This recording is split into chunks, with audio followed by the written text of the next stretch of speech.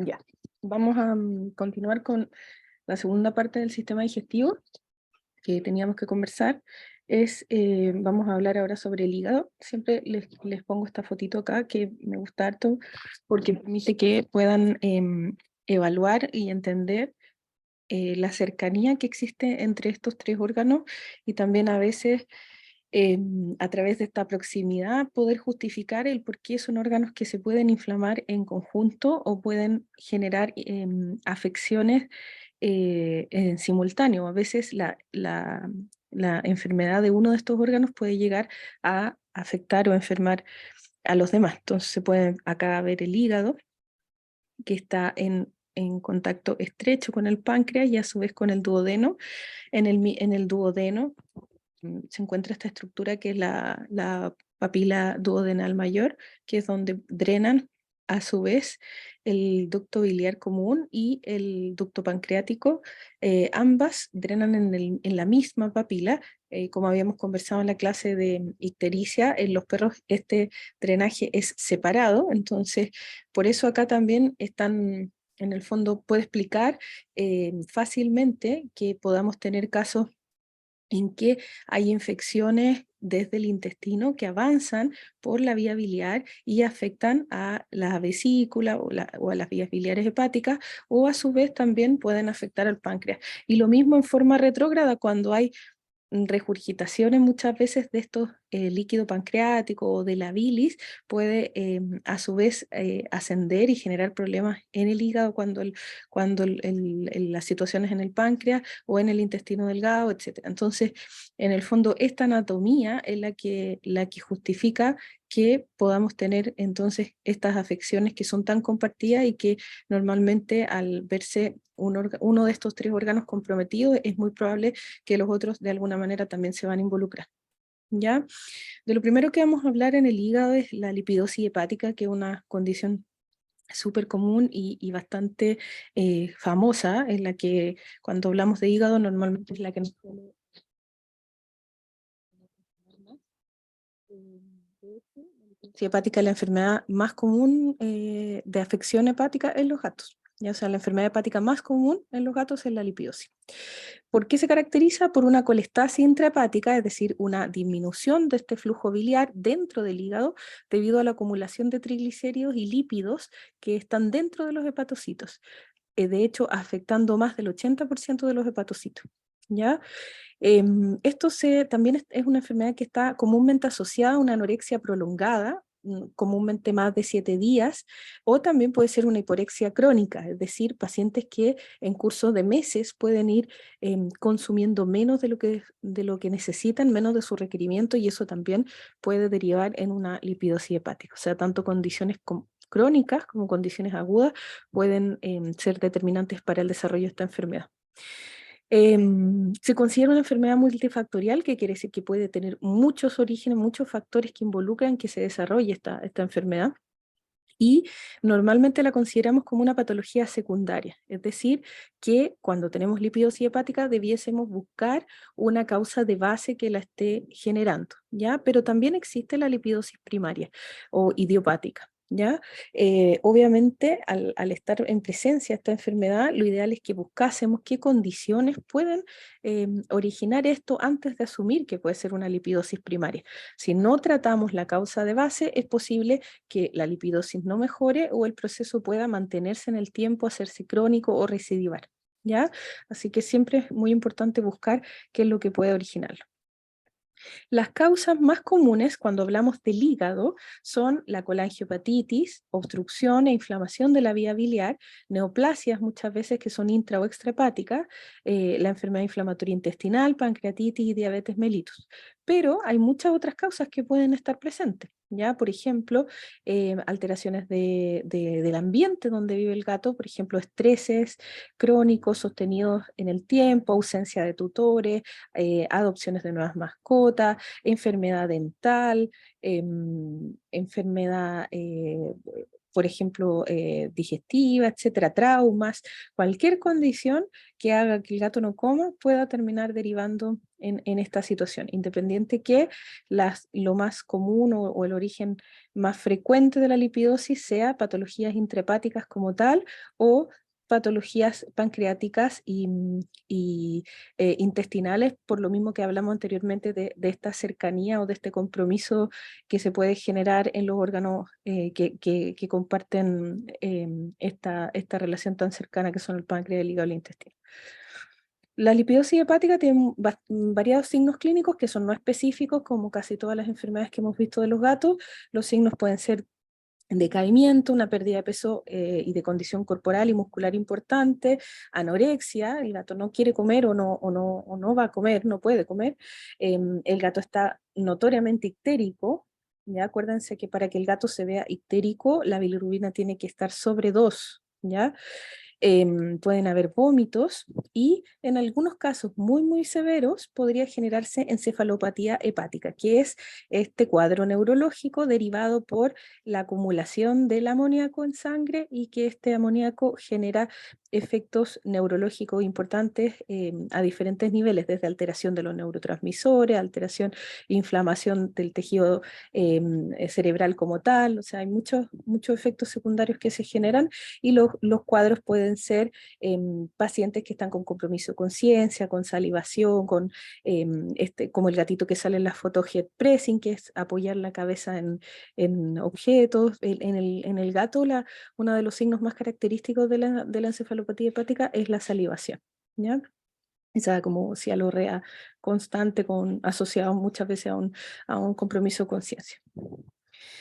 El diagnóstico se puede hacer a través de la historia de los signos clínicos, por ejemplo, desde cuándo dejó de comer, si la ictericia ya es sostenida por tiempo, si el paciente era obeso y ha ido perdiendo peso, si hemos hecho algún cambio de alimento que puede haber provocado, originado que el gato no quisiera comer el nuevo alimento, si ha pasado por una condición importante como que el gato se quedó solo, ha sido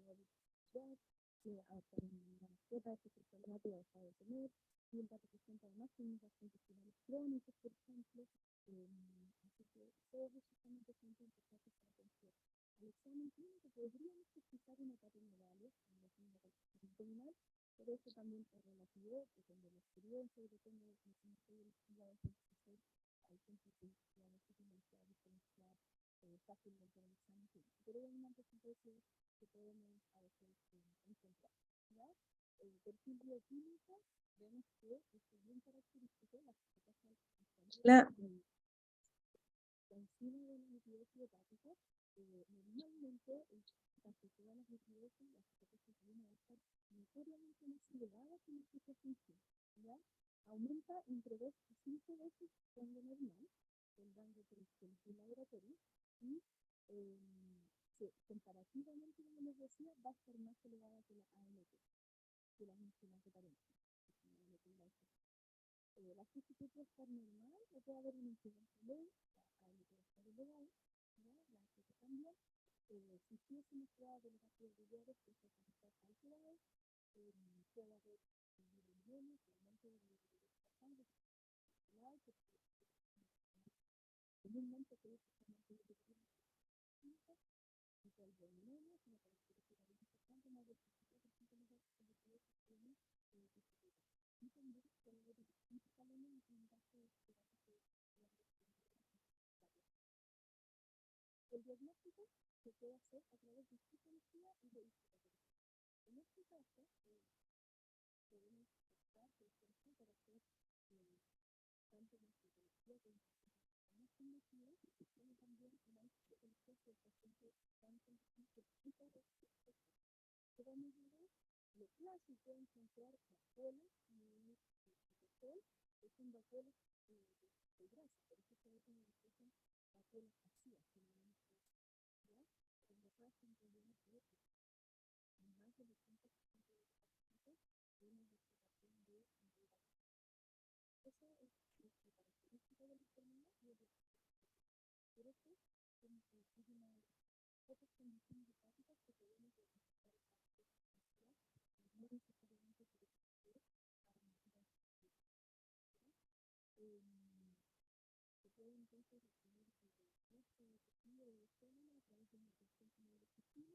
o de una biopsia, una biopsia muchas veces los pacientes tan inestables que se inició llegar al punto de ser establecido como paciente, que el paciente tenía una enfermedad, pero sí que la psicología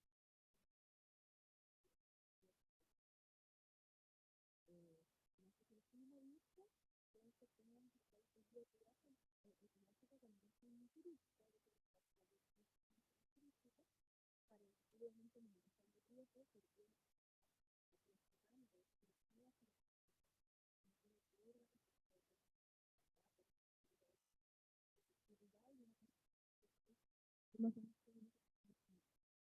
debido al compromiso masivo del hígado, pueden preferir tomar muchos menos invasivos de conocer que el paciente está haciendo. El diagnóstico se hace a través del hemograma,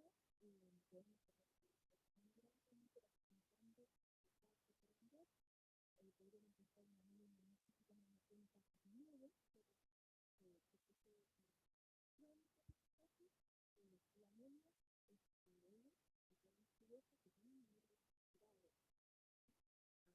hígado, que tiene que estar, esa condición de bien, en caso de la etiología hepática, se puede generar anemias hemolíticas debido a que se necesitan cuerpos de producción. Esto también puede generar hemólisis sin necesariamente tener que ver el sistema inmunológico. Puede ser una anemia hemolítica que se puede hacer. Otra de las condiciones también que yo les había comentado para esta anemia es que al antibiótico hepática puede generar gestatorios y pueden generar anemias hemolíticas por la digestión. Entonces hay que estar bien pendiente de estos de inmediato este tipo de condiciones, tanto como la anemia, que no creo que encuentre la experiencia de este yo tengo un perfil bioquímico, la relación con el químico, del cuerpo, del cálculo, y podemos utilizar bien general.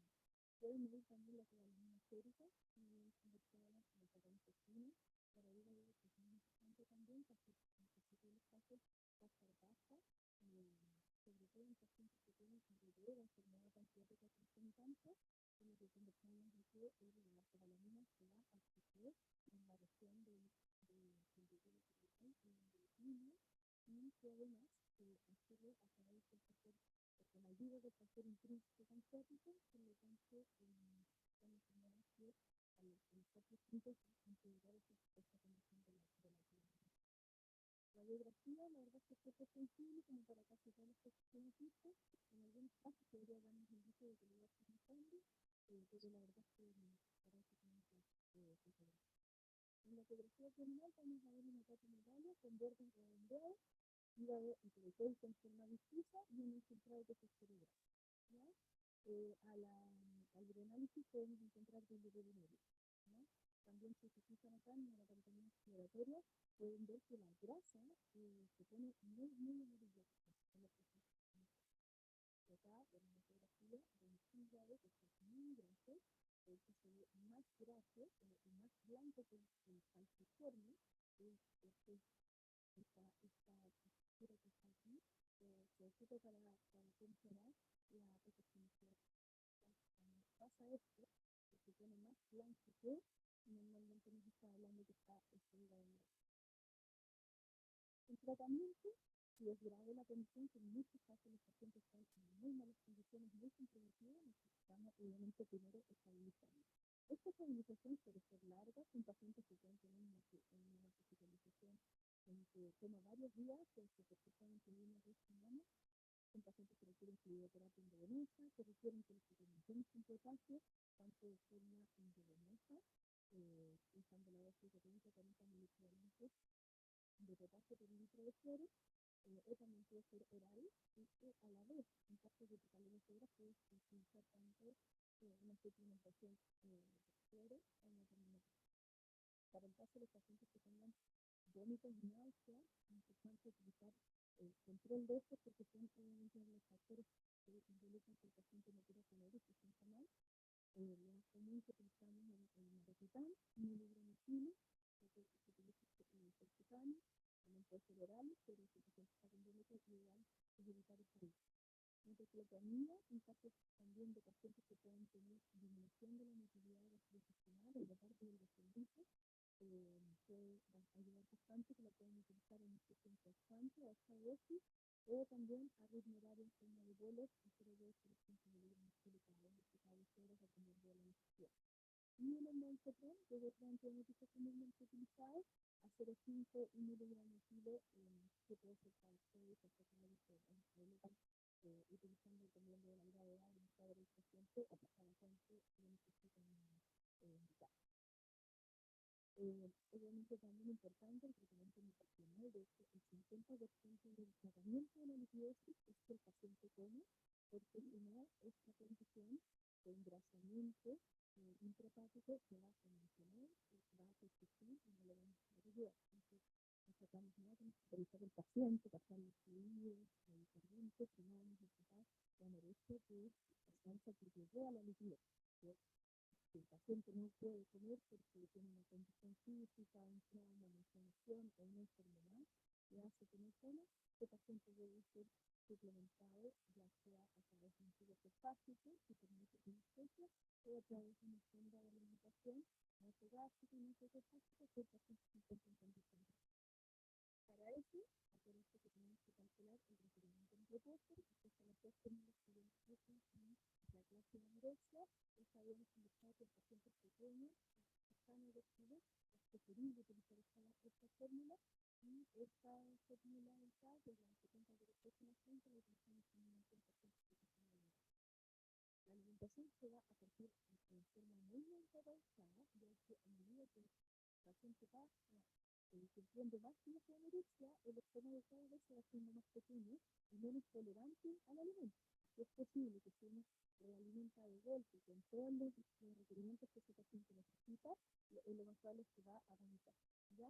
Entonces, realimenten muy de a poco, ojalá en quinto, en pacientes que van que llevan mucho tiempo sin comer, o en tercio en pacientes que llevan menos. Ya en nuestros casos de comer, es súper importante, porque lo que vamos a generar es una aversión a la comida, y si se va a expresar, se va a asociar el olor de la comida con un momento desagradable, y que no va a terminar sensibilizado negativamente, y además no van a pensar que van a la gastritis. Antibióticos que utilizamos muchas veces por el riesgo de que esta bilis se contamine, o que la causa de base sea una infección, por ejemplo, de la bilis, en el caso de una colangitis. Entonces, utilizamos en forma profiláctica los antibióticos, ojalá de amplio espectro, entre comillas. A los microbiólogos no les gusta ese concepto de amplio espectro, pero ojalá bacterias que, antibióticos que puedan tener espectro anaeróbico y aeróbico. Gram negativo, gram positivo. Y también, obviamente, considerar los anaeróbicos, porque algunas veces desde el intestino hay translocación de bacterias que también son anaeróbicas, entonces sí hay que tenerlo en consideración. ¿Ya?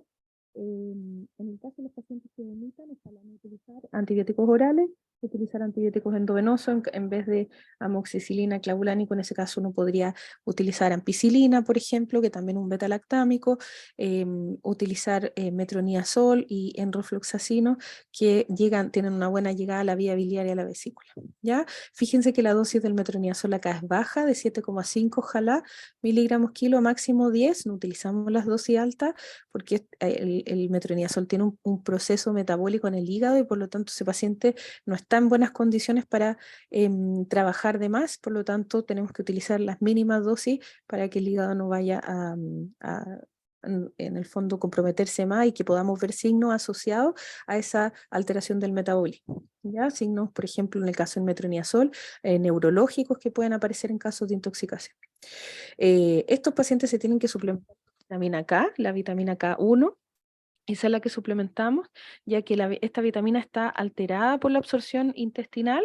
La absorción intestinal está alterada, y de esa forma se altera también la absorción de la vitamina K1, y también por la falta de la grasa dietaria, por la disminución del flujo biliar. Todo eso son factores que influyen. ¿Ya? También obviamente tenemos que suplementar la vitamina B12 que les comentaba, son pacientes que la tienen comúnmente baja. La dosis es la misma que les comenté para intestino, 250 microgramos por gato, subcutáneo se pone una vez a la semana. ¿Ya? Suplementación de otras vitaminas del complejo B, como la tiamina y la piridoxina. Ahí están las dosis que se pueden utilizar. Traten de las vitaminas siempre suplementarlas en distintos horarios, porque las vitaminas siempre existen riesgo que puedan generar alguna reacción adversa, como anafiláctica, medio alérgica. Entonces, cuidado, traten de no a las mismas horas, sino que separarlas. ¿Ya? También tienden a generar, el caso de la tiamina y piridoxina, harta sensibilidad cuando van pasando por la venita, así que lo ideal es que obviamente las administren por separado. El tratamiento también se basa en algunos protectores, entre comillas, hepáticos. El más común que utilizamos es la silimarina. Tiene varios efectos positivos, por ejemplo, efectos antiinflamatorios en el hígado, anticirróticos también. Por eso la dosis es muy variada. Se utiliza en esta dosis alta, comúnmente es para pacientes que tienen ya indicios de cirrosis o de fibrosis. La dosis que utilizamos normalmente para la lipidosis es 20 miligramos por kilo y lo pueden dar cada 8, cada 12 horas, dependiendo de la tolerancia del paciente, si el paciente tiene tubo, etcétera. ¿Ya? Ácido ursodeoxicólico que también podemos utilizar. Se utiliza 15 miligramos por kilo día y hay que tener también bastante cuidado porque el ácido ursodeoxicólico, uno de los efectos que tiene es favorecer el flujo biliar y también fluidificar la bilis. Y este aumento del flujo biliar en un paciente que tiene obstrucción de la vía biliar puede generar que alguna estructura biliar como la vesícula pueda romperse. Entonces está contraindicado en pacientes que están obstruidos de las vías biliares. ¿Ya? La L-carnitina, que se utiliza bastante en pacientes con lipidosis, ocupan 250 o 500 miligramos por gato día. El S-adenosilmetionina, que es un medicamento que tiene un efecto muy positivo a nivel del hígado, también antioxidante, antiinflamatorio, antirradical libre. Este no está en Chile, pero algunas veces uno lo podría eventualmente encargar por Amazon, son nutracéuticos también. Por ejemplo, Amazon les digo, pero yo nunca lo he encargado, pero sí conozco gente, tutores que han encargado este medicamento en pacientes que tienen patologías crónicas hepáticas. 90 miligramos por gato cada 12 o cada 24 horas y se da una hora antes de comer. Vigilar, como les decía anteriormente, la hipofosfatemia en caso que sea necesario suplementar fosfato, en caso que tengan pacientes con fósforo bajo 2, que pueden tener este riesgo grande que habíamos conversado también del síndrome de realimentación asociado a la hipofosfatemia y a la hipocalemia. Entonces, nunca alimenten a un paciente que no tiene sus electrolitos compensados para evitar caer en este síndrome de realimentación y además tienen que ir alimentando muy lento e ir viendo tolerancia y eventualmente cualquier signo adverso. Ya a largo plazo, cuando ya este paciente está de alta, que puede ser 1 o 2 semanas después de que este paciente ingresó, el tubo de alimentación ya está puesto y el gato puede irse a la casa a seguir indicaciones. ¿Ya? ¿Cuándo se retira el tubo? Cuando el gato ya está comiendo solo por lo menos durante una semana. Ya no lo retiren antes, porque a veces pasan fases en que el gato come bien un día y uno se emociona y le puede sacar el tubo y posteriormente puede dejar de comer de nuevo. Hay pacientes que en el fondo cuando tienen tubo puesto pueden tener menos ganas de comer y hay veces que la gente puede requerir sacarle el tubo para probar si realmente es el tubo el que no les deja comer. Normalmente en estos pacientes, cuando están complicados por el tubo, son pacientes que ya normalizaron sus exámenes de sangre, o sea, no son pacientes que uno ya no debiera encontrar una justificación para que no coman porque hemos normalizado todas las condiciones de base que provocaban la anorexia y además los parámetros ya están normalizados, tanto las enzimas hepáticas como la bilirrubina comúnmente. Los antibióticos se mantienen por lo menos 2 semanas, continuamos los protectores hepáticos y la suplementación de vitaminas que habíamos conversado. El pronóstico, hay que considerar que esta enfermedad es potencialmente mortal, no hay que minimizarla.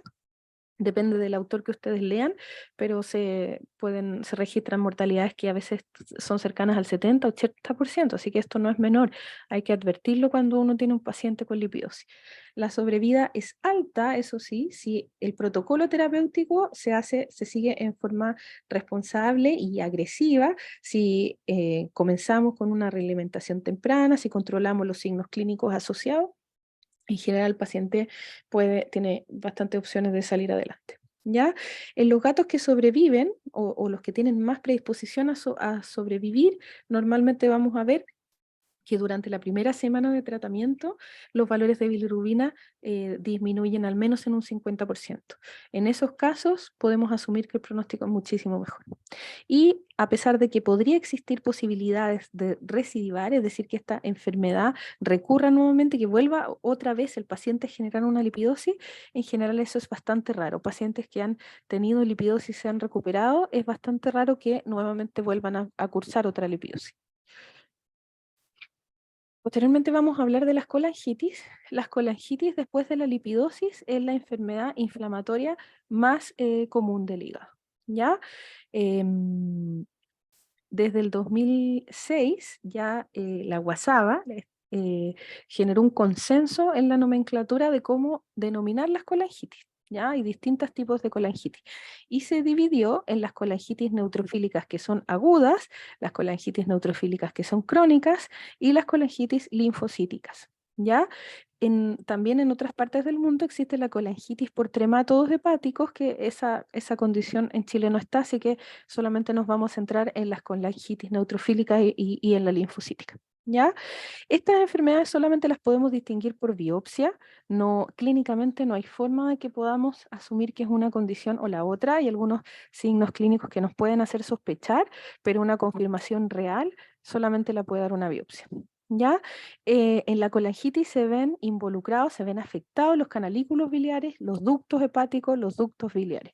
Si las células inflamatorias traspasan y avanzan desde estos canalículos biliares, ductos hepáticos, ductos biliares hacia el tejido parenquimatoso del hígado, recién ahí lo empezamos a llamar colangiopatitis. Entonces, el concepto colangitis habla principalmente de una afección de vía biliar más que de una afección de hígado como tal.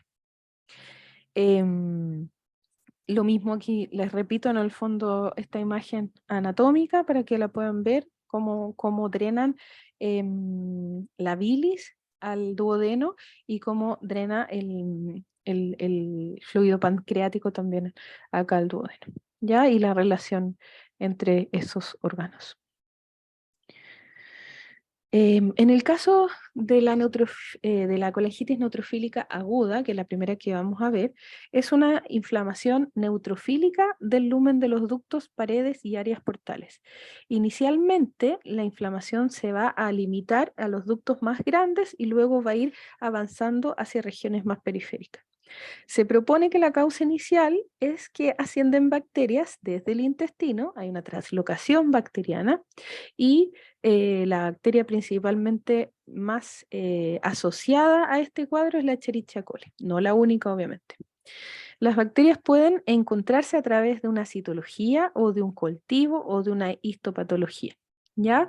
También hay una técnica nueva, que es la que se está utilizando en otros países, nosotros esa técnica no la hacen aquí, que se llama FISH, y esta técnica permite encontrar bacterias a veces adheridas a las células o a los fluidos y de esa forma poder interpretar que las bacterias que estamos viendo son realmente patógenas y no muchas veces un comensal, que principalmente para el intestino ese ha sido siempre una duda, si realmente las bacterias que encontramos son patógenas o son comensales. Como les digo, en el intestino esto es más probable que ocurra, ¿ya? Que nos genera esta duda.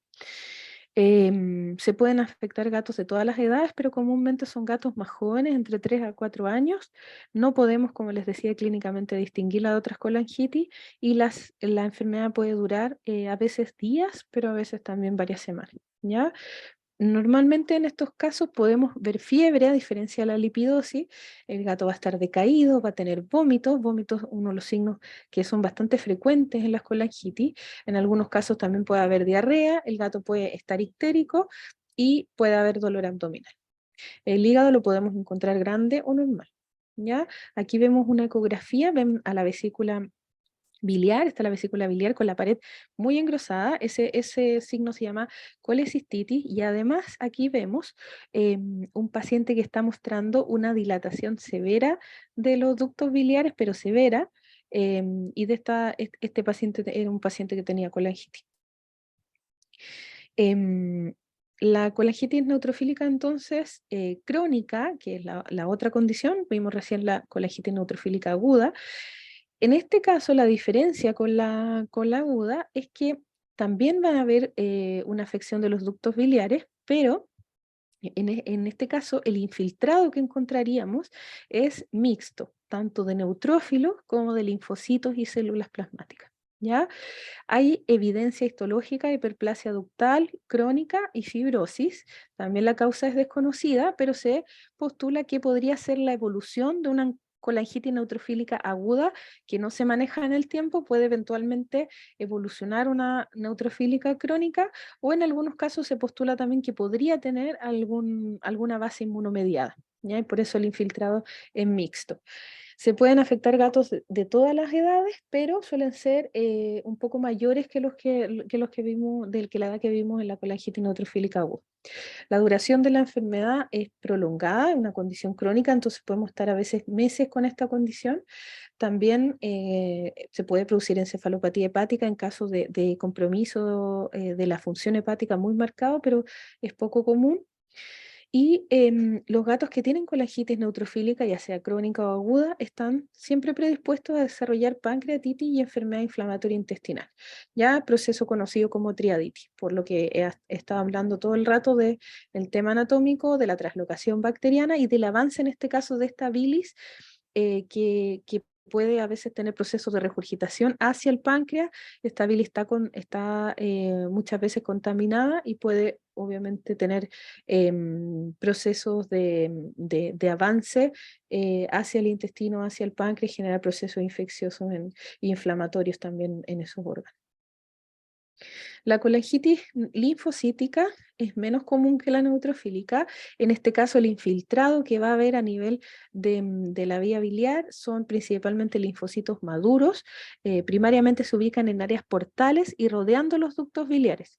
Ya si eventualmente este cuadro es más severo, podría eventualmente extenderse al parénquima hepático como tal y ya no dejar los ductos biliares, sino que avanzar y comprometer además el hígado, que hablamos, que en ese caso se llama colangiopatitis. Puede haber líquido libre abdominal, lo que se llama ascitis, puede haber hiperglobulinemia, ¿ya? Por aumento de las gamma-globulinas principalmente, puede haber proliferación biliar y fibrosis, es decir, las vías biliares se engruesan y además se fibrosan por este infiltrado que hay, que es principalmente por linfocitos pequeños y maduros, ¿ya? Bien diferenciado en áreas portales y en el sistema biliar, ¿ya? Este infiltrado de linfocitos pequeños y maduros puede parecerse a un linfoma de células pequeñas, que es lo mismo que habíamos conversado del linfoma de células pequeñas que afecta al intestino con el IBD, ¿ya? Este es como el símil de un IBD en el hígado, ¿ya? Entonces, siempre que haya estos infiltrados de linfocitos pequeños, siempre va a existir la duda que eventualmente la causa puede ser también linfoma. Las enzimas hepáticas van a estar elevadas, pero en forma mucho más discreta que las colangitis neutrofílica. Y en general los gatos más afectados son gatos mayores, más de 10 años, obviamente siempre considerarlo en todas las edades, pero suele ser de gato un poquito más mayores que la colangitis neutrofílica. Y los signos son intermitentes, es decir, que pueden ir, volver, signos que no son tan marcados, pacientes que no se comprometen tanto, ¿ya? No necesariamente va a haber ictericia en estas condiciones. El diagnóstico se hace de todas las colangitis, de los 3 tipos que vimos, se hace a través de la historia y los signos clínicos, que son signos clínicos de nuevo no específicos, como anorexia, pérdida de peso, vómitos, dolor abdominal. Hay ictericia, puede o no puede haber hepatomegalia, Los signos son bastante similares a la lipidosis hepática. Las pruebas de laboratorio podemos encontrar neutrofilia con desviación a la izquierda en el caso de la colangitis neutrofílica aguda, aumento de ALT, de AST, de fosfatasa, y en algunos casos podría ser aumento de GGT. Acordémonos que la fosfatasa en general va a estar menos elevada que la ALT, es al revés de lo que pasa con la lipidosis, ¿ya? Esto obviamente es pura teoría. Cuando nos enfrentamos muchas veces a un paciente, no siempre todo se da como estamos acostumbrados a verlo en los libros, en los papers, pero más o menos debiera ocurrir de esta forma. Puede haber bilirrubinemia y bilirrubinuria en caso que hay bilirrubinemia. El diagnóstico se puede hacer a través de ecografía abdominal, pero acuérdense que nada, ni los exámenes de sangre, ni las ecos pueden distinguir entre los tipos de colangitis, sino que tenemos que hacer una biopsia que nos diga cuál es el infiltrado del hígado y de esa forma saber qué tipo de colangitis es, ¿ya? El parénquima hepático se puede ver hiperecogénico, la vesícula grande con contenido y la pared engrosada, que es una vesícula pequeña pero con una pared muy engrosada. Hepatomegalia, dilatación del conducto biliar común, distensión, obstrucción parcial o completa del ducto biliar común, de la vesícula biliar o de los ductos biliares intrahepáticos, ¿ya? Entonces pueden ver signos acá de la vesícula grande, engrosada, muchas veces, a veces el cístico también lo van a ver engrosado saliendo acá de la vesícula, a veces pueden ver dilataciones dentro del parénquima hepático cuando estamos hablando de los ductos biliares intrahepáticos. También puede haber obviamente barro biliar, que es este como verdadero moco que se junta dentro de la vesícula. Podemos ver también muchas veces que estos gatos que tienen colangitis neutrofílica pueden también tener pancreatitis y afección intestinal. Algunas veces podríamos ver colelitos, que son los cálculos ubicados en la vesícula, en la vía biliar. Sedimento en la vesícula biliar, cuando hay sedimento en la vesícula biliar no debiéramos considerar que eso es un hallazgo normal, sino que siempre debiéramos investigar eso porque está asociado a una enfermedad hepatobiliar. Entonces, paciente con sedimento, sobre todo con sedimento excesivo, puede ser que haya una infección o una inflamación crónica de las vías biliares y eso hay que investigarlo. El diagnóstico entonces lo hace la biopsia, la histopatología, no hay otra forma de diagnosticarlo, mientras tanto todo lo otro es presuntivo. Importante que si van a hacer una biopsia o van a hacer una punción, siempre evaluar las plaquetas y los tiempos de coagulación. Son pacientes que pueden sangrar cuando hay alteración hepática, cuando hay alteración de la funcionalidad hepática.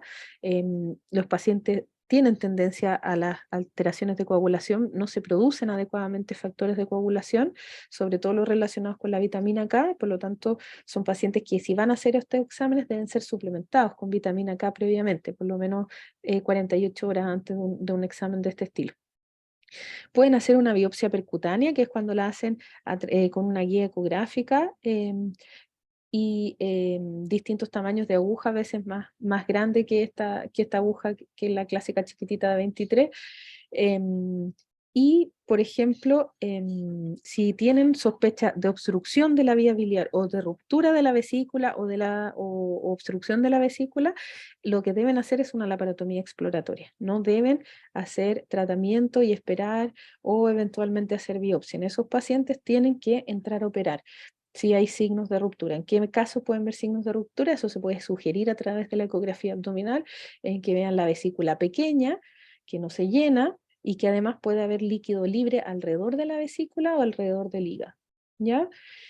En el caso de, por ejemplo, si tenemos colangitis linfocítica y que se parece muchísimo a un linfoma de bajo grado, sería ideal el uso de PAR, que es el PCR, que yo les había conversado hoy día en la clase de intestino, que es un PCR que puede encontrar específicamente receptores de linfocitos neoplásicos y puede identificar si esos linfocitos que estamos viendo en la histopatología son o no neoplásicos, pero como les decía, para gatos en Chile yo no he visto laboratorios de histopatología que cuenten con PAR, ¿ya? Sí hay algunos que hacen inmunohistoquímica, que también puede servir, sí o sí, pero al menos PAR todavía en gatos no lo he visto, en perros sí. ¿Ya? Se pueden hacer cultivos bacterianos, que eso, ¿cómo se hace un cultivo bacteriano? Se puede hacer puncionando el hígado o se puede hacer sacando bilis y mandando esa bilis a cultivar, tanto para bacterias que son aeróbicas y anaeróbicas, ¿ya? Sobre todo, casi siempre, o sea, debiéramos tenerlo súper integrado de pacientes que tienen barro biliar o tienen mucosele, que tienen estas enzimas hepáticas alteradas, sí o sí debiéramos, antes de, ojalá, usar cualquier antibiótico, tratar de hacer un cultivo, un antibiograma y poder establecer, uno, si nuestro paciente realmente tiene la bilis contaminada, dos, cuáles son los antibióticos más sensibles para ese paciente. En el caso que tengan pacientes muy comprometidos, en muy mala condición, obviamente tienen que hacer un tratamiento diagnóstico que involucre antibióticos y todos los tratamientos que conversamos anteriormente para la lipidosis, deben replicarlo en el caso de las sospechas de colangitis en un paciente que está muy comprometido. Obviamente un paciente que está tan en malas condiciones no va a resistir que ustedes hagan una biopsia, y yo les aseguro que además también más de la mitad de los tutores no quiere someter al gato un procedimiento de biopsia, les da susto, entonces muchas veces los diagnósticos se ven truncados porque realmente, tanto por la condición o a veces por aprensiones, no se puede llegar al diagnóstico, ¿ya? Si llevan por lo menos un par de semanas de tratamiento y los pacientes no han tenido nada de mejoría con el tratamiento estándar, que es el que vimos para el hígado, más los antibióticos, es posible que esos pacientes puedan entonces tener una colangitis linfocítica, y la colangitis linfocítica no es por infección de la bilis, sino que es por una inflamación crónica, por este infiltrado linfoplasmocítico, y en ese caso son pacientes que deben utilizar corticoides. ¿Ya? El diagnóstico por imágenes, como vimos, es realmente el diagnóstico que permite, o sea, es una herramienta que permite y nos entrega muchísima información de cómo se encuentra la vía biliar. Aquí vemos una serie de ecografías de pacientes que tienen, por ejemplo, una vesícula tremendamente distendida, con un cístico grande. Aquí hay un cístico grande, un conducto biliar que es enorme, entonces una vesícula engrosada, con la pared engrosada, en algunos casos, por ejemplo, mucho moco, lo que denomina mucosele, o sea, este barro biliar o mucosele, así se denomina. El mucosele en verdad es un conglomerado, ya cuando este barro deja de ser una arenilla, deja de ser un sedimento en suspensión, sino que empieza a ser un verdadero conglomerado denso. A eso ya se le denomina mucosele. Antes de eso, cuando solo ven arenilla y sedimento, le llaman barro biliar. La prueba de los ácidos biliares, que es la prueba que utilizamos normalmente para ver cómo funciona el hígado. Esa es la prueba estándar de funcionalidad hepática, los ácidos biliares, eso lo habíamos conversado. Los ácidos biliares se deben medir pre y postprandial. Lo que se hace es que un paciente en ayuno se toma un valor basal de ácidos biliares, posteriormente se alimenta con un alimento muy graso y se vuelve a evaluar a la hora cómo están esos ácidos biliares. ¿Ya? Pero hay que tener cuidado porque los gatos que tienen ictericia, que están bilirubinémicos, este ácido biliar muchas veces sale alterado. Entonces no permite como dar un real valor de cómo se encuentra el funcionamiento de ese hígado. Las pruebas de coagulación, como les decía, el 75% de los gatos tienen alteradas las pruebas de coagulación. Hay que suplementar con vitamina K1. Las radiografías poco sensibles no les sirve mucho, en algunos casos podría servirle para que vean colelito, los cálculos de las vías biliares, o eventualmente en caso de que piensen que es un paciente que tiene una masa hepática y no es una colangitis, puedan valorar metástasis torácicas, por ejemplo, pero no tiene más indicación. Y las hormonas tiroideas, porque hay pacientes que pueden presentar aumento de enzimas hepáticas, sobre todo de la ALT, como vimos en la clase de hipertiroidismo, y ese paciente no tener una enfermedad hepática intrínseca, sino que ser hipertiroideo. Entonces, siempre valorar la hormona tiroidea en pacientes con alteración de enzima. Eh, Considerar siempre cuáles son los posibles diagnósticos diferenciales de estos cuadros, de la lipidosis y de las colangitis. Siempre pensar que también pueden haber neoplasias, no hay que olvidarse del linfoma. El linfoma siempre es una posibilidad en pacientes con enfermedades hepáticas crónicas que no responden a los tratamientos, que se vuelven resistentes, que no cambian, que siguen en su progresión, que van empeorando a pesar de que están haciendo todo lo posible, hay que considerar que en ese caso puede ser el linfoma el causante. Y no olvidarse que la toxoplasmosis, como hablamos también en la clase, puede producir pancreatitis, puede producir colangitis. Entonces el toxoplasma puede ser un diferencial en pacientes que tienen colangitis o pancreatitis, sobre todo pacientes con antecedentes de ser outdoor, pacientes no ser tan viejos, puede ser siempre una posibilidad. Entonces hay que reunir varios hallazgos de los exámenes para ir acotando diagnóstico. Y otra condición, la peritonitis infecciosa felina, son pacientes que generan una ictericia muy severa y a veces uno puede confundirlo con una enfermedad hepática primaria como tal. ¿Ya? Entonces considerar que existen esos diagnósticos y que pueden a veces confundirse con algo puramente hepático. ¿Ya? En el tratamiento de las colangitis neutrofílica, el tratamiento es de antibiótico, porque como les comentaba, en estos casos está originado muchas veces por alteración de la bilis, hay una contaminación secundaria de la bilis, se postula de estas bacterias ascendentes desde el intestino, una translocación bacteriana, por lo tanto, la base del tratamiento son antibióticos, son tratamientos largos que deben durar no menos de 4 o 6 semanas, hasta que las enzimas hepáticas ya están absolutamente normal.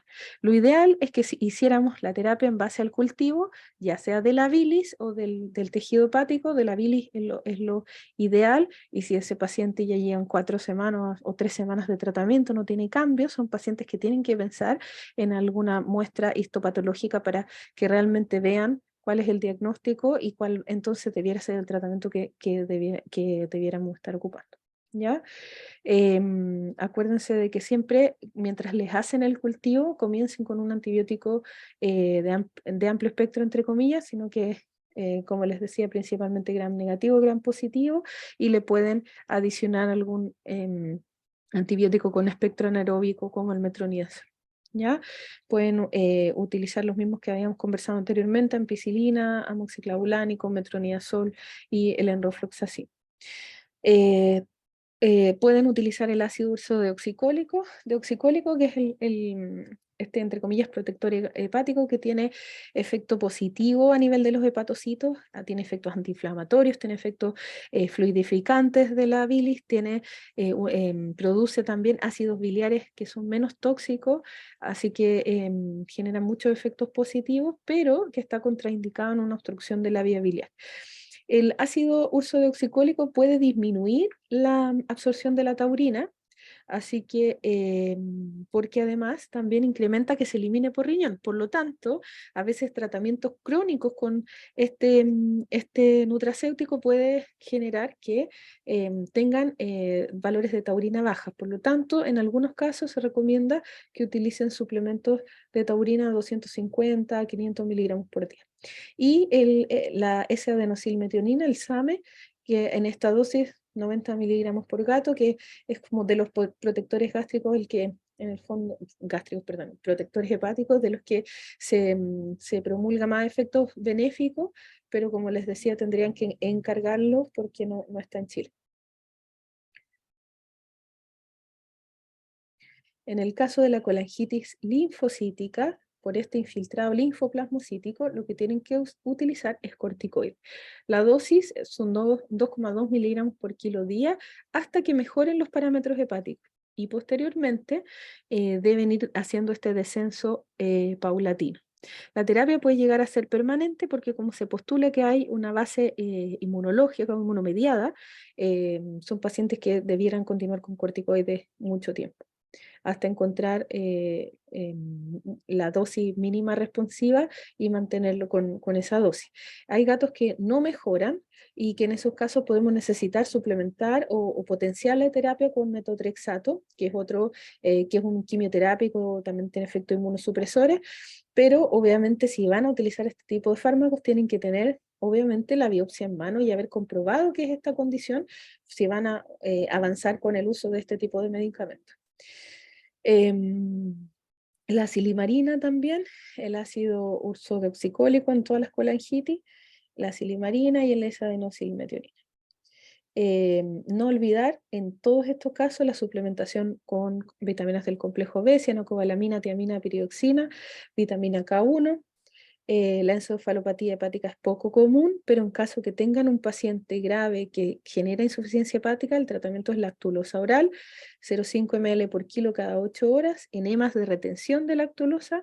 ¿Cómo se hace esto? Se coloca una sonda en vía rectal, se hace una solución que contenga una parte de lactulosa por 9 partes de suero tibio. Uno administra eso a un paciente.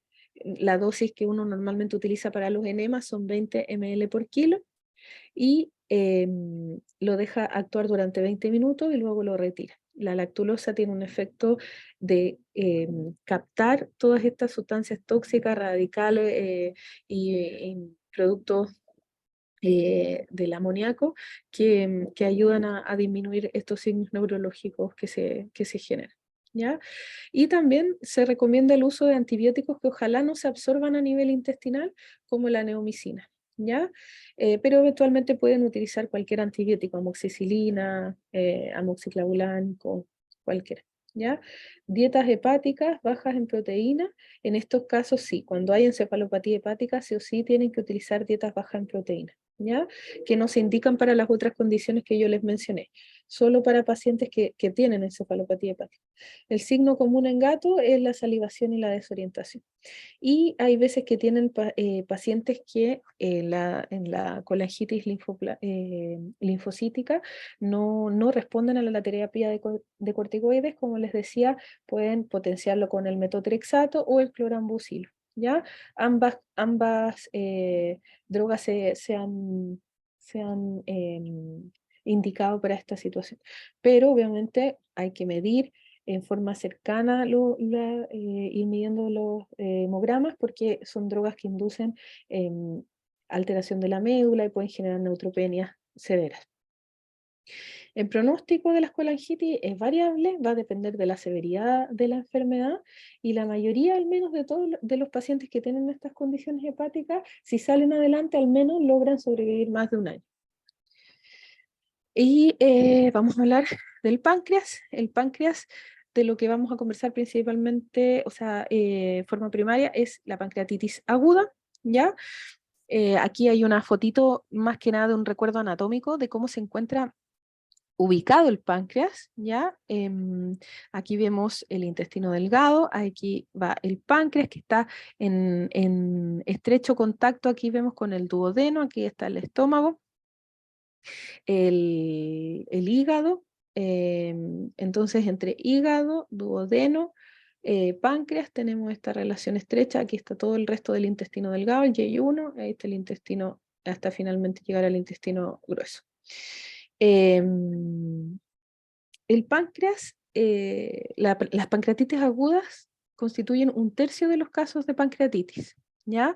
La mayoría de los casos es idiopática, es decir, que no encontramos cuál es el origen de la pancreatitis, pero pueden haber factores involucrados con riesgo a sufrir pancreatitis. Por ejemplo, traumas, las típicas caídas de los departamentos, atropellos, o a veces traumas originados durante la cirugía, pacientes que se están operando de otra condición, al manipular mucho la región cercana al páncreas puede también generar un proceso inflamatorio.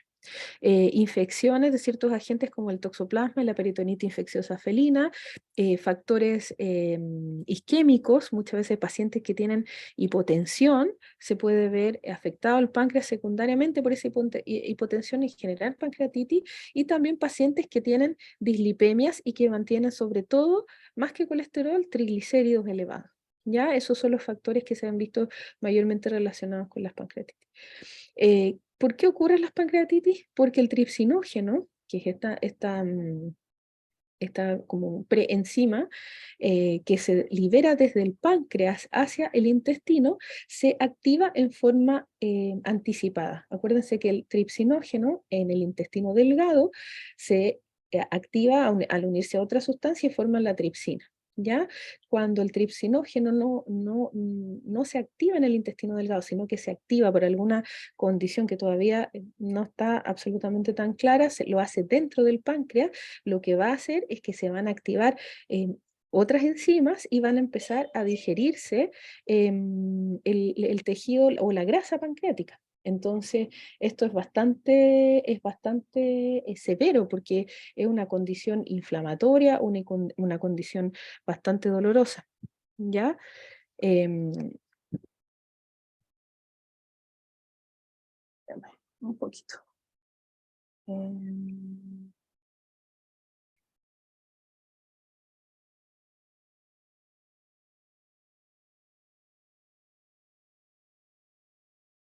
mm,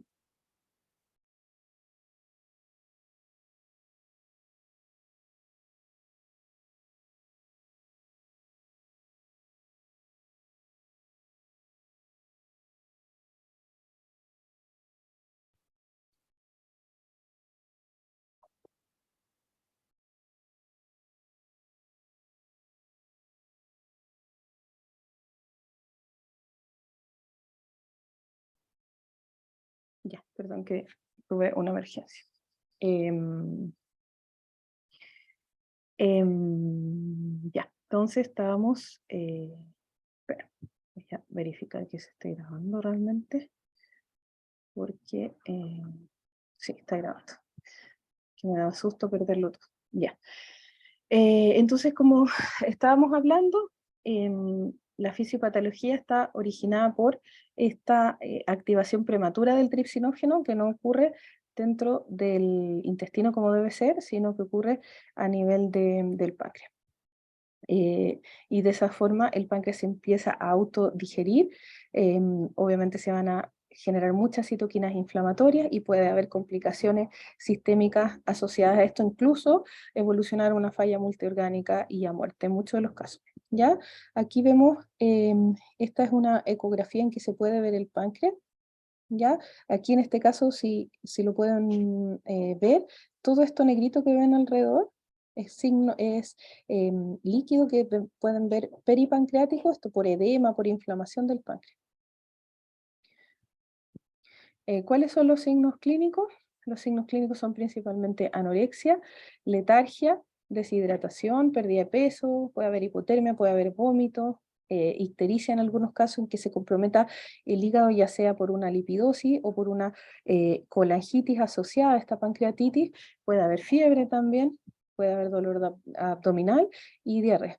En los hallazgos de laboratorio vamos a ver que las enzimas hepáticas se elevan, la bilirrubina puede estar elevada, puede haber una hiperglicemia que puede ser transitoria, pero también se puede mantener en el tiempo si el daño a nivel del páncreas es muy grande. Este daño puede dejar en forma secuelar una diabetes mellitus de base, ¿ya? Y en ese caso el paciente puede llegar a requerir insulinoterapia. Esto no ocurre en todos los casos, pero en algunos casos puede ocurrir, por eso cuando tengan pacientes con pancreatitis siempre hacer monitorización de la glicemia. Azotemia puede haber en caso de que tengan ya pacientes con una falla más masiva, ya sea por la deshidratación o por el proceso inflamatorio sistémico, pueden generar una falla renal aguda. Puede haber hipocalcemia porque esta grasa inflamada algunas veces puede captar este calcio captar calcio y generar hipocalcemias. Se saponifica los ácidos grasos, o sea, se saponifica la grasa peripancreática con ácidos grasos y obviamente el calcio ahí se une y puede eso generar en forma secundaria una hipocalcemia. Y qué hallazgos son importantes o son los que se indican como para el diagnóstico concreto de esta condición es la lipasa pancreática felina, ya que en las siglas en inglés es FPLI, ya, lipasa pancreática felina. Esta es la enzima que debiésemos medir en caso que estemos sospechando de pancreatitis, porque recuerden que cuando hacemos mediciones de la amilasa y la lipasa no específica pancreática, sino que la lipasa general, estamos a veces midiendo los valores de las enzimas que están presentes en la saliva y en el intestino, y no es específicamente pancreática. Entonces, no les sirven esas enzimas para el diagnóstico de las pancreatitis. Para el diagnóstico de la pancreatitis es la medición de esta lipasa pancreática felina específica. Este es un diagrama un poco de de lo que ocurre en el páncreas. Fíjense que acá el tejido pancreático se comienza a dañar por esta activación enzimática, la grasa se empieza a necrosar, está toda esta grasa peripancreática, y a su vez el páncreas empieza a sufrir un daño que puede llegar incluso a ser masivo. De esa forma se generan muchas citoquinas, estas citoquinas van y pueden afectar el funcionamiento de otros órganos como el sistema respiratorio, renal, circulatorio, ¿ya? Entonces, y a su vez, este proceso de daño, de necrosis de la grasa puede afectar a los órganos que están alrededor del páncreas y inflamar por cercanía. Un paciente puede inflamar también por cercanía el hígado, el intestino, el estómago, un paciente que tiene pancreatitis. ¿Ya? Es tan masivo el proceso de necrosis que puede incluso generar bastante compromiso alrededor. Y esto es doloroso, son pacientes que suelen tener dolor abdominal.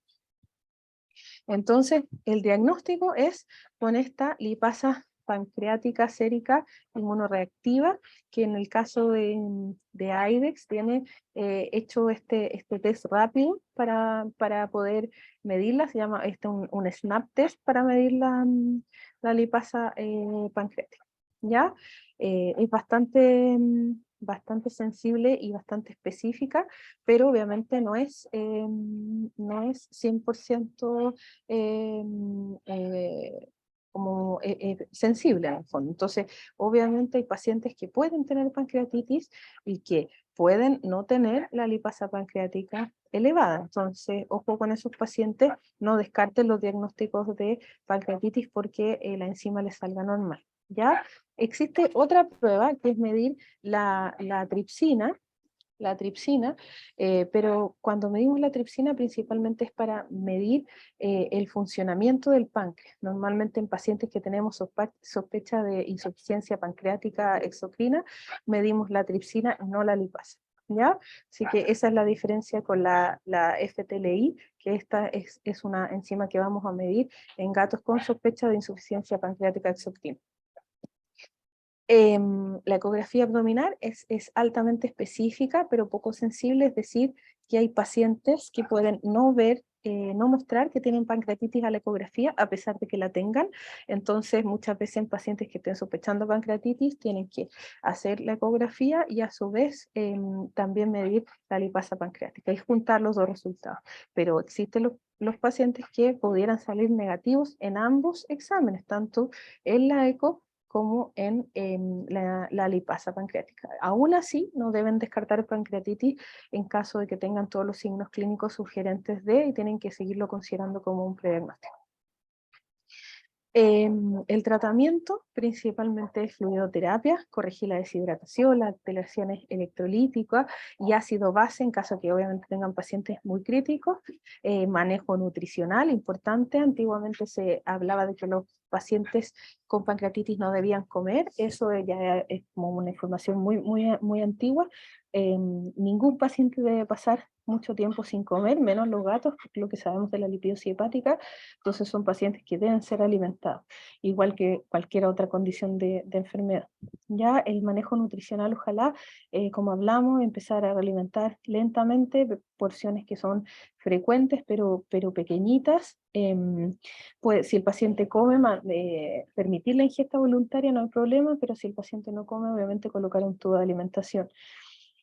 Utilizar antieméticos en pacientes que estén con vómitos, por ejemplo el maropitano, el ondansetron, y si no, también proveer analgesia, porque obviamente ya vieron todo este proceso de necrosis grasa, de inflamación intrapancreática por estas enzimas que empiezan a autodigerir el parenquima pancreático. Entonces esta es una condición que va a generar dolor y que obviamente el dolor va a hacer que el paciente no coma y se pueda perpetuar en su condición de gravedad, puede incluso caer hasta en un shock asociado al dolor, así que siempre tienen que manejar el dolor.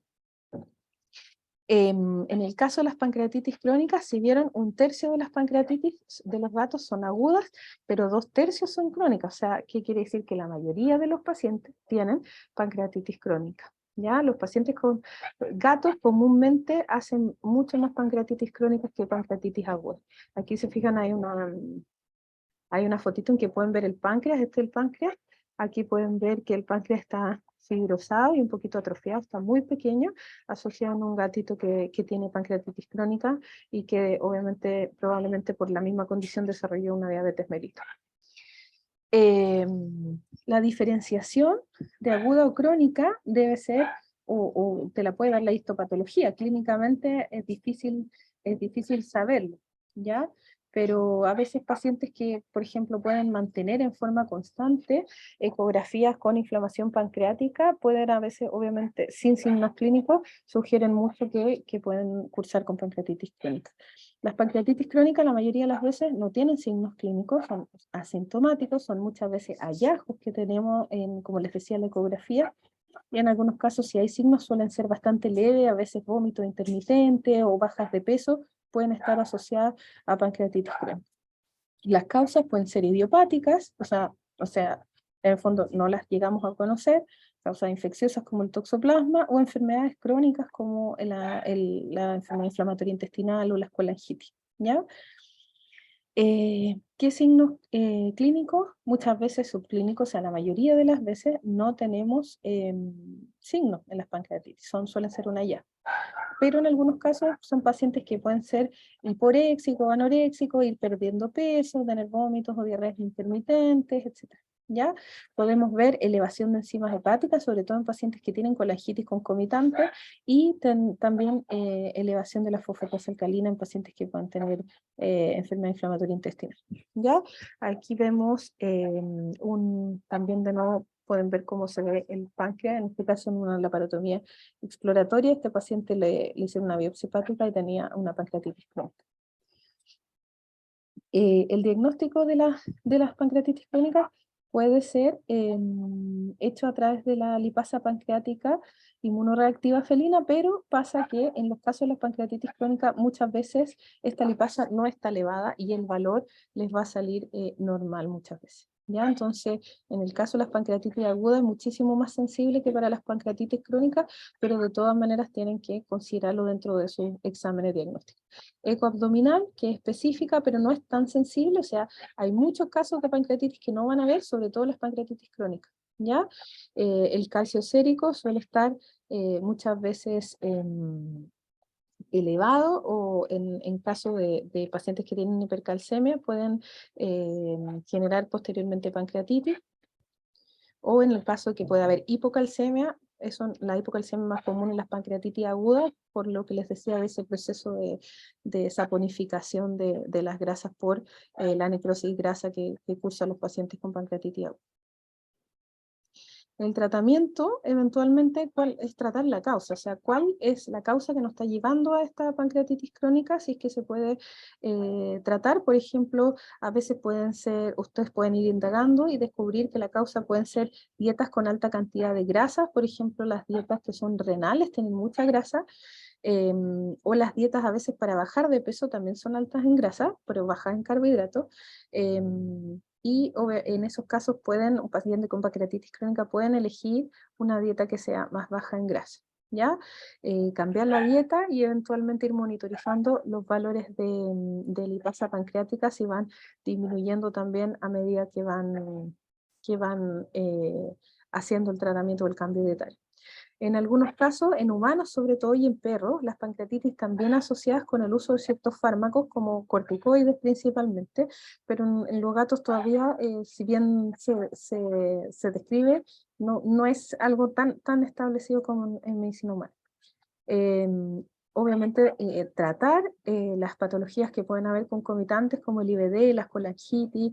En el caso de las pancreatitis crónicas, como les decía, podemos derivar al final por la fibrosis del páncreas, por la atrofia del páncreas, en una insuficiencia pancreática exocrina, y que sean pacientes ya sea que generen signos digestivos crónicos asociados a esta insuficiencia pancreática exocrina. Principalmente los signos crónicos son baja de peso y vómito intermitente. También pueden ser diarreas, al igual que los perros, pero la diferencia es que acá son gatitos, muchas veces gatitos viejos, versus a las insuficiencias pancreáticas exocrinas de los perros, que son animales jovencitos con diarrea crónica. En el caso de los gatos, La insuficiencia pancreática exocrina comúnmente se genera asociada a una pancreatitis crónica que deriva en esta atrofia y posterior insuficiencia del páncreas. Y también pueden derivar en una insuficiencia pancreática endocrina generando una diabetes mellitus. ¿Ya? Así que hay que estar bien atento a este tipo de condiciones secundarias que se pueden generar asociadas a las pancreatitis crónicas. En caso de pancreatitis crónica se describe el uso de corticoides, sobre todo cuando los infiltrados son linfoplasmocíticos o cuando, por ejemplo, son pacientes que además tienen IBD o que tienen colangitis linfocítica. ¿Ya? Entonces ahí utilizamos normalmente la misma dosis de corticoides que estaban descritos para las condiciones anteriores, que puede ser entre 1 a 2 miligramos por kilo. Pero eso muchas veces cuando tienen pacientes que tienen ya el diagnóstico, ya sea hepático o intestinal, de estos infiltrados linfoplasmocíticos.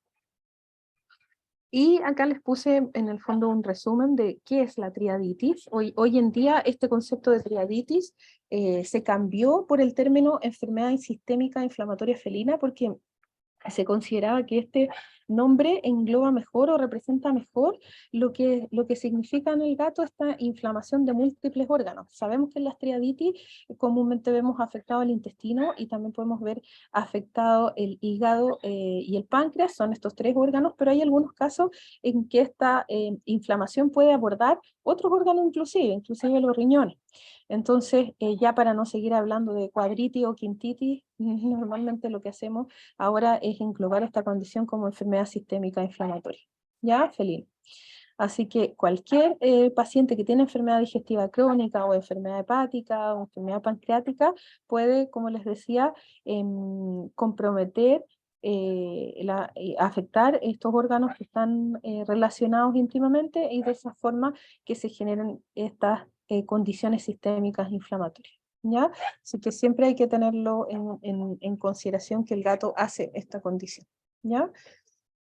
Bueno, aquí les puse una fotito de que no olviden que también tanto para el intestino como para el colon como para el esófago existen los cuerpos extraños que son causas muchas veces de vómito o de signos digestivos, así que siempre que tengan un paciente que vomita no se olviden de las ecografías porque la ecografía muchas veces les logra hacer el 60% del diagnóstico, entonces no olvidemos eso, ¿ya?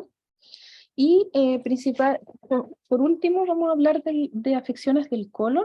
Les voy a hablar puntualmente del megacolon, que es una condición que puede ser frecuente en los gatos y por eso lo quiero tocar. El megacolon es una dilatación del colon y disminución en la motilidad del colon, asociada a constipación u obstipación. ¿Ya? Los gatos pueden sufrir megacolon a cualquier edad, pero en general el idiopático se relaciona con gatos jóvenes, ¿ya? O sea, normalmente gatitos a veces menores de 5 años. La característica son que no pueden defecar o que van a defecar poco en forma intermitente y van a en general defecar con bastante dolor, ¿ya? Los signos más clásicos son que hacen múltiples intentos para defecar y se pueden sentar en el arenero largo tiempo y también entonces hay que aprender a diferenciarlo del tema urinario porque acuérdense que eso también puede ser un signo clásico de pacientes que presentan enfermedad urinaria. ¿Ya? Puede haber deshidratación, pérdida de peso, debilidad, dolor abdominal, linfadenopatía, dependiendo de cuán severo sea el megacolon. La causa no se sabe bien cuándo es idiopática, ¿ya? Pero progresivamente se termina perdiendo la función del colon. Acuérdense que el colon está constituido por fibras musculares y si estas fibras musculares se distienden en forma severa, van a perder su capacidad de retracción y este colon va a quedar distendido sin esta función muscular adecuada. Por lo tanto, el colon se va a llenar y no va a tener un correcto vaciado y a la vez entonces este colon cada vez más lleno de heces, estas heces se van a ir deshidratando, endureciendo, al final el paciente no va a lograr defecar. ¿Ya? Podemos usar laxantes y prokinéticos, pero la gran mayoría de estos pacientes requieren una colectomía, o sea, cortar el colon cuando tienen este megacolon. La patogénesis del megacolon idiopático son desórdenes funcionales en la musculatura lisa colónica, pero puede partir del colon descendente y puede en general llegar a afectar casi todo el colon.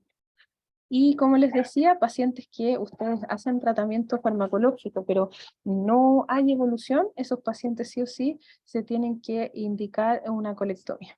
Ya, o sea, cortar el colon, al menos el segmento que está dilatado para que el paciente posteriormente pueda llevar una vida normal. ¿Ya? El megacolon idiopático es aquel megacolon que muchas veces no sabemos cuál es el origen, no le encontramos causa de base, la buscamos por todas partes y la causa no la podemos no la podemos atribuir a nada. ¿Ya? ¿Cuáles son? El megacolon idiopático tiene bastantes diagnósticos diferenciales, ¿ya? Entonces hay que tenerlo en consideración, que son los diferenciales en general que pueden provocar un megacolon secundario. ¿Ya? Los megacolon secundarios, que son aquellos que se producen porque hay otra enfermedad de base causando la condición, normalmente, ¿qué otras condiciones? Tenemos que considerar qué condiciones son esas que pueden derivar en un megacolon. Por ejemplo, fracturas pélvicas, ya pacientes que han sufrido traumas, pacientes que tienen neoplasias a nivel de la región perianal o de la región rectal pueden generar imposibilidad de defecar y un megacolon secundario.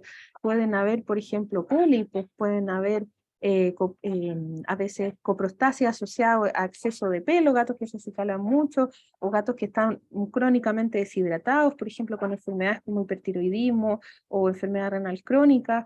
Podemos tener pacientes con alteraciones electrolíticas del potasio principalmente, que lentezan el tránsito gastrointestinal y pueden derivar en un megacolon.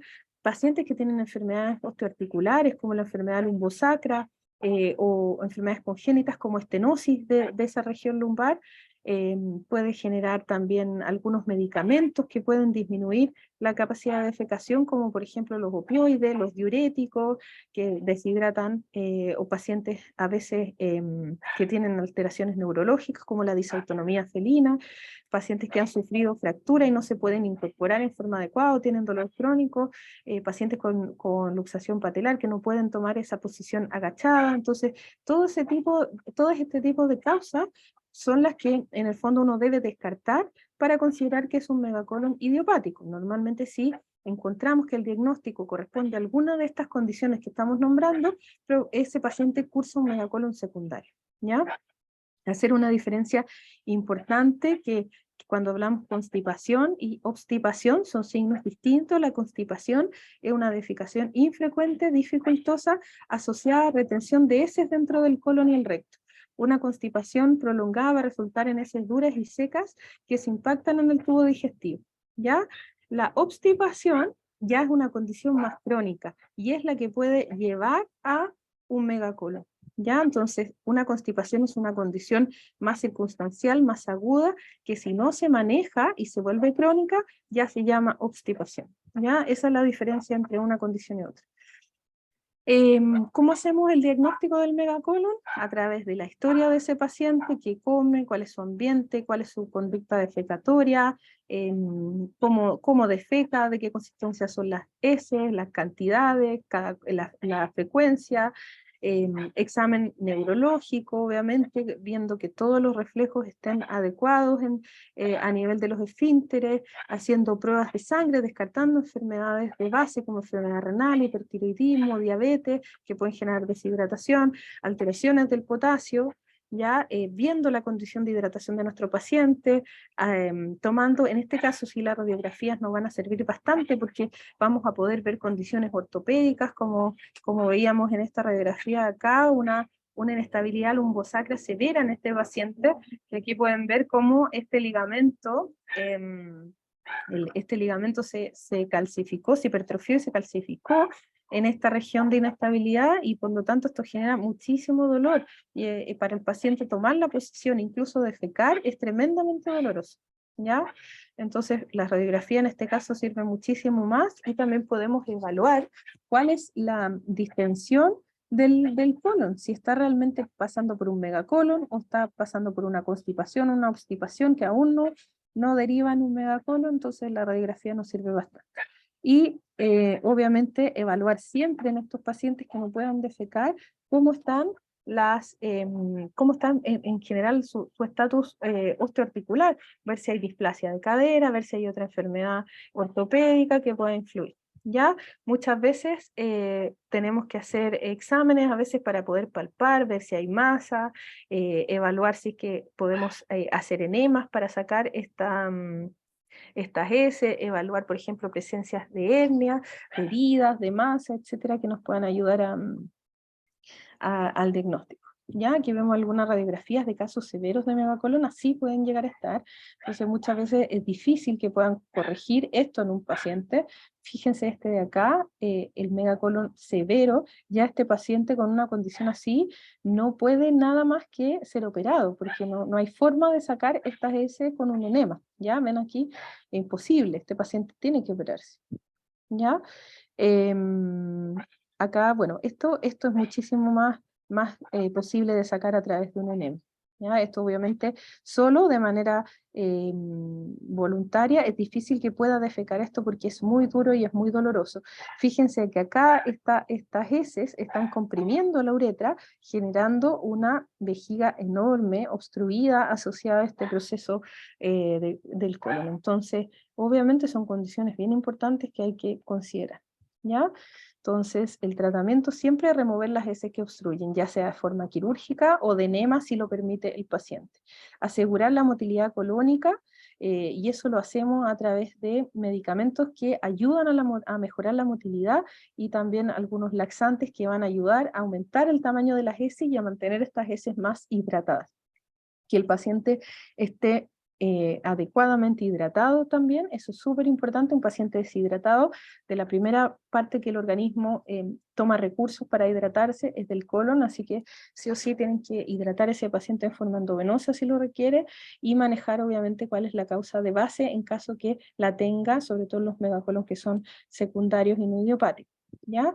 Aquí hay algunos ejemplos de lo que podemos ocupar, laxantes hiperosmóticos como la lactulosa o el polietilenglicol, que esto es lo que se está utilizando harto últimamente, laxantes que ayudan a generar que se atraiga agua hacia el intestino grueso, como el psyllium, la fibra psyllium que conversábamos hoy día, va a aumentar el volumen de las heces y además va a nutrir a la microbiota intestinal, entonces tiene un doble efecto positivo, un cuarto de cucharadita de té cada 12 horas, laxantes que estimulan la movilidad, como el bisacodilo, por ejemplo, y prokinéticos, como la cisaprida o la prucaloprida, que yo les contaba que la cisaprida se descontinuó en Chile y que hoy en día la opción que tenemos es la prucaloprida.